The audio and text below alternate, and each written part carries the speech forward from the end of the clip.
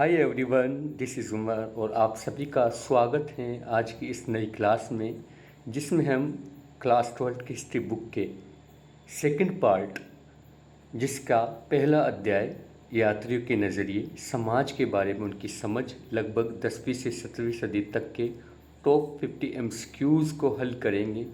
तो चलते हैं पहले प्रश्न की तरफ। पहला प्रश्न है, अल बरूनी का जन्म कहाँ हुआ था? जैसा कि आपको मालूम होगा कि अल बरूनी एक विद्वान हैं जो कि भारत में एक यात्री के रूप में महमूद गजनवी के साथ आया था। तो अल बरूनी का जन्म कहाँ पे हुआ था? वह हुआ था ख्वारिज़्म में, जो आज का उज़्बेकिस्तान जो देश है उसका एक शहर है ख्वारिज़्म। उसमें अल बरूनी का जन्म हुआ था 973 ईस्वी में, जब सुल्तान महमूद गजनवी ने ख्वारिज़्म पर आक्रमण किया। तो उस समय अल बरूनी को अपने साथ अपने शहर गजनी ले आया। उसके बाद वह हिंदुस्तान की तरफ आया तो साथ में हिंदुस्तान में अल बरूनी को साथ में लाया। तो चलते हैं सेकंड क्वेश्चन की तरफ। अल बरूनी का जन्म कब हुआ था? अल बरूनी का जन्म 973 ईस्वी में आधुनिक उज़्बेकिस्तान के ख्वारिज़्म में हुआ था। तो कहाँ पे हुआ था? ख्वारिज़्म में हुआ था। कब हुआ था? 973 ईस्वी में। क्वेश्चन नंबर 3 है, अल बरूनी को भारत कौन सुल्तान लेकर आया था? तो कौन लेके आया था? वो लेके आया था महमूद गजनवी। महमूद गजनवी अल बरूनी को भारत लेकर आया था। अगला सवाल है, अल बरूनी की प्रसिद्ध पुस्तक का नाम क्या है? अल बरूनी ने हिंदुस्तान में रहकर एक पुस्तक लिखी, उसका नाम है किताबुल हिंद। हिंद की किताब। हिंद की किताब। अगला सवाल है, किताबुल हिंद किस भाषा में लिखी गई थी?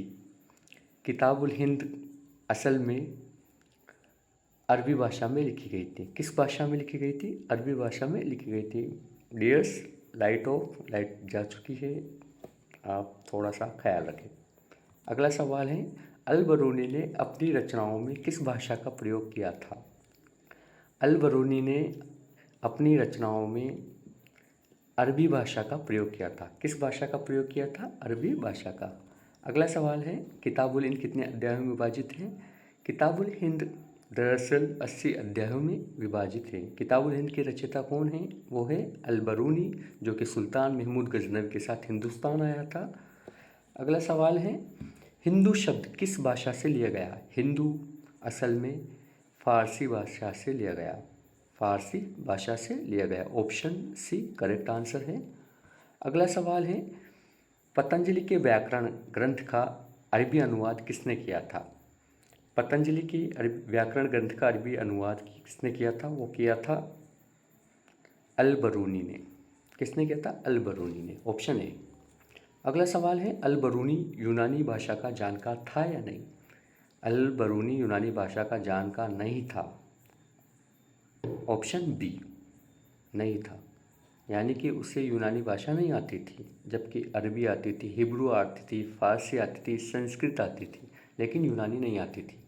अगला सवाल है, इब्ने बतूता ने कौन सी पुस्तक लिखी थी? अब ये सेकंड यात्री है जो कि मोरक्को से आया था। अफ्रीकन एक कंट्री है मोरक्को, वहाँ से आया था। तो अब इब्ने बतूता ने कौन सी पुस्तक लिखी? वो लिखी रहला। कौन सी? रहला। ऑप्शन है।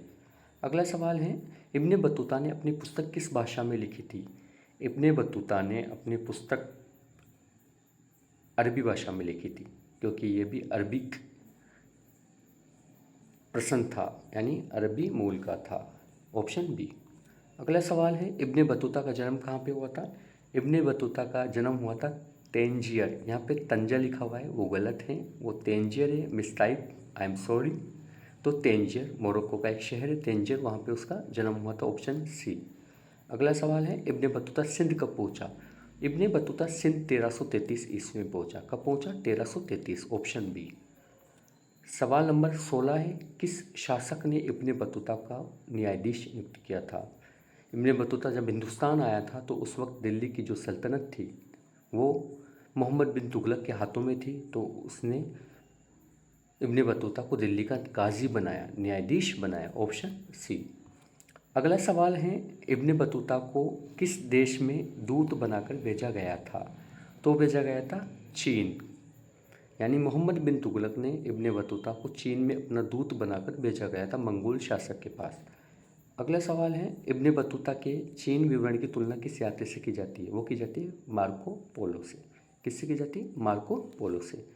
अगला सवाल है, मुल्तान से दिल्ली पहुंचने में इब्ने बतूता को कितने दिन लगे? मुल्तान से दिल्ली, जो कि मुल्तान कहाँ पे है? पाकिस्तान में। दिल्ली भारत में है, तो मुल्तान से दिल्ली तक आने में इब्ने बतूता को 40 दिन लगे। Option B. सवाल नंबर 20 है, सिंध से दिल्ली पहुंचने में इब्ने बतूता को कितना समय लगा? सिंध जो कि पाकिस्तान में है, आपको मालूम है सिंध में कौन सी सभ्यता है? सभ्यता तो सिंधु घाटी सभ्यता तो है, लेकिन उसका कौन सा शहर है? सिंध में है मोहनजोदड़ो, जो कि सिंधु नदी के किनारे स्थित है। तो सिंध से दिल्ली तक पहुंचने में इब्ने बतूता को लगते हैं 5 महीने नहीं 50 दिन। ये 3 महीने, 4 महीने, 5 महीने, 6 महीने, ये चारों ऑप्शन गलत है। इसमें आप 50 दिन कर लीजिए, ऑप्शन सी 50 दिन।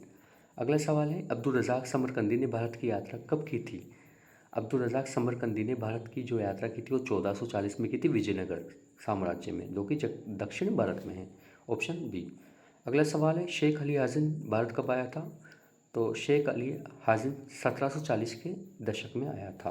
Option B. अगला सवाल है, दक्षिण भारत के व्यापार और समाज का वर्णन किस यूरोपीय लेखक ने किया? दक्षिण भारत के व्यापार और समाज का जो वर्णन है वो किया था जीन बैप्टिस्ट टेवर्नियर ने। किसने किया था? जीन बैप्टिस्ट टेवर्नियर ने। अगला सवाल है, फ्रांसीसी व्यापारी टेवर्नियर ने भारत की कितनी बार यात्रा की? वो की 6 बार। कितनी बार? 6 बार। अगला सवाल है, कौन सा इतालवी चिकित्सक भारत से वापस नहीं गया? निकोलाओ मनुची, ये वापस हिंदुस्तान से यूरोप नहीं गया। बी। अगला सवाल है, निकोलाओ मेनुची ने किस मुगल सम्राट के दरबार में चिकित्सक के रूप में सेवा दी? वो दी दारा शिको। दारा शिको। Option C. अगला सवाल है, कौन सा यूरोपीय यात्री भारत में देखे गए अनुभवों की तुलना पश्चिम से करता था? यानी कि वो जो कुछ हिंदुस्तान में देखता था उसकी तुलना वो सीधे तौर पर किससे करता था? पश्चिम से, यानी यूरोप से। तो वो था बर्नियर। फ्रांसीसी जो यात्री था वो बर्नियर, वो ये तुलना करता था। Option C. अगला सवाल है, किस यात्री ने अपनी कृति फ्रांसीसी राजा लुई 14 को समर्पित की थी? वो की थी बर्नियर ने। Option A will be correct answer. अगला सवाल है, किस यात्री ने भारत की स्थिति को यूरोप की तुलना में दयनीय बताया? यानी कि यूरोप के मुकाबले में भारत की स्थिति बेहद खराब है, वो बताया बर्नियर ने। किसने बताया? बर्नियर ने। Option B. अगला सवाल है, जो कि सवाल नंबर 30 है, कौन सा यात्री मुगल सेना के साथ यात्रा करता था?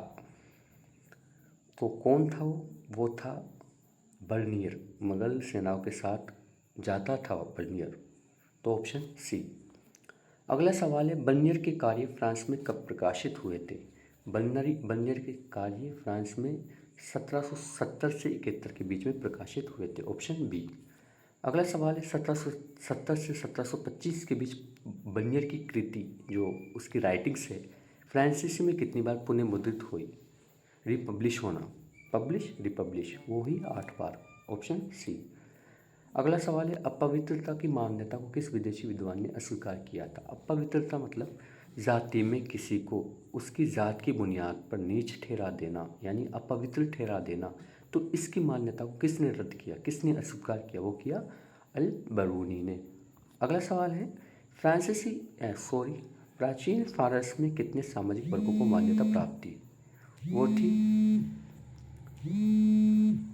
4।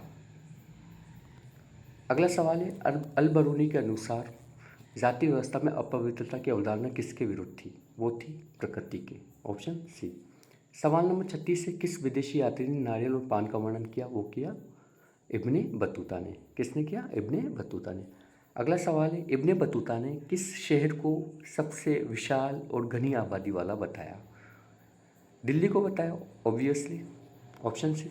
अगला सवाल है, आकार में दिल्ली को चुनौती देने वाला शहर कौन था? आकार में जो दिल्ली को चुनौती देने वाला शहर था वो था दौलताबाद। अगला सवाल है, ताराबाद किसका बाजार था? ताराबाद महिलाओं और पुरुष गायकों का बाजार हुआ करता था। Option C. अगला सवाल है, इब्ने बतूता भारत की किस प्रणाली को देखकर चकित हुआ था? वो हुआ था हिंदुस्तान की डाक प्रणाली को देखकर, ऑप्शन सी। सवाल नंबर 41 है, सिंध से दिल्ली तक संदेश कितने दिन में पहुंच जाते थे? वो पहुंच जाते थे 5 दिनों में, ऑप्शन सी। अगला सवाल है, अश्व डाक व्यवस्था को क्या कहा जाता है? अश्व डाक व्यवस्था को उलूक कहा जाता है। क्या कहा जाता है? Uluka, option B. अगला सवाल है, पैदल डाक व्यवस्था में प्रति मील पर कितने अवस्थान होते थे? 3। कितने होते थे? 3, ऑप्शन बी। अगला सवाल है, पैदल डाक व्यवस्था के अवस्थान को क्या कहा जाता है? दावा कहा जाता है। क्या कहा जाता है? दावा। Travels in the Mughal empire पुस्तक के लेखक कौन हैं? Travels in the Mughal empire पुस्तक के लेखक है बर्नियर। कौन है? बर्नियर। बर्नियर के अनुसार भारत और यूरोप की प्रमुख भिन्नता क्या थी? वो थी निजी भूमि स्वामित्व का अभाव, यानी हिंदुस्तान में निजी जो ज़मीनें होती थी उस पर स्वामित्व, इस पर मालिकाना हक का अभाव था। अगला सवाल है, प्लेसर्ट किस देश का यात्री था? प्लेसर्ट डच यात्री था, ऑप्शन बी। अगला सवाल है, बर्नियर के अनुसार भारत में किस वर्ग का अभाव है? बर्नियर के अनुसार भारत में मध्य वर्ग का अभाव है, यानी कि या तो अमीर मिलेगा या सबसे गरीब मिलेगा, बीच का कोई वर्ग नहीं है। सवाल नंबर 49, बर्नियर ने मुगल सम्राट किस प्रकार का राजा कहा है? वो कहा है भिखारी और क्रूर लोगों का राजा, ऑप्शन सी। अगला सवाल है, बर्नियर के विवरणों ने किसको प्रभावित किया? वो किया मोंटेस्क्यू को, एक फ्रांसीसी दार्शनिक है मोंटेस्क्यू, उसको प्रभावित किया, ऑप्शन बी। अगला सवाल है, किस फ्रांसीसी दार्शनिक ने प्राचीन नियमकवाद ओरिएंटल डेस्पोटिज्म का सिद्धांत बर्नियर के विवरणों से विकसित किया? वो किया मोंटेस्क्यू ने। किसने किया? मोंटेस्क्यू ने। सवाल नंबर 52 है, निम्न में से कौन राजकीय कारखानों की कार्यप्रणाली का विस्तृत विवरण देता है? वो देता है बर्नियर। कौन देता है? Bernier, option C. सवाल नंबर 53 है, बर्नियर ने मुगलकालीन नगरों को किस नाम से पुकारा? वो पुकारा शिविर नगर, ऑप्शन सी। थैंक यू, शुक्रिया आप सभी का कि आपने इस वीडियो लेक्चर को ध्यान से सुना। Thanks a lot of for watching. धन्यवाद। Take care.